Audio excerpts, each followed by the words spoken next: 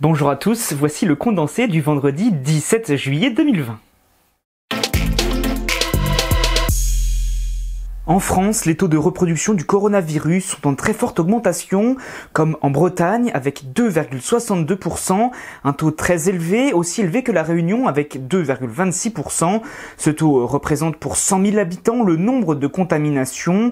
Dans l'est de la France, qui avait été le plus fortement touché, le taux est en dessous de 1. Nous voyons donc de plus en plus une migration des lieux de forte reproduction du virus. Et puis à Barcelone et la périphérie, le gouvernement appelle à rester chez soi de nouveau. Cela concerne 4 millions d'habitants. C'est une première étape avant un potentiel reconfinement.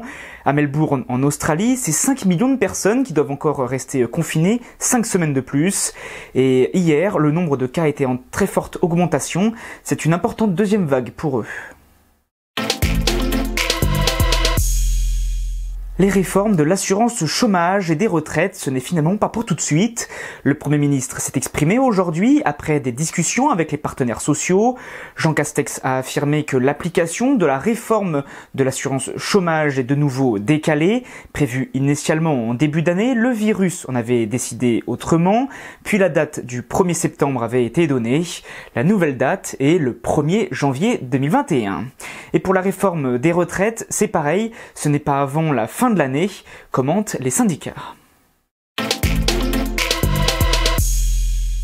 C'est aujourd'hui que le sommet européen a eu lieu, concernant notamment les discussions autour d'un plan de relance. Les dirigeants européens étaient à Bruxelles pour aborder la question des 750 milliards d'euros. Ce premier sommet depuis l'épidémie dure jusqu'à demain, avec des négociations très compliquées. La France compte bien recevoir de l'Union européenne 30 milliards d'euros pour financer notamment son plan de relance national. Le groupe Doux doit rembourser 80 millions d'euros d'aide européenne. Cette décision a été prise par la Cour administrative d'appel de Nantes. Le gérant de l'agroalimentaire est condamné pour avoir une teneur en eau trop importante dans ses produits exportés, ce qui permet notamment d'avoir plus de poids mais moins de matière. Les poulets étaient exportés et le groupe touchait des aides de l'Union européenne.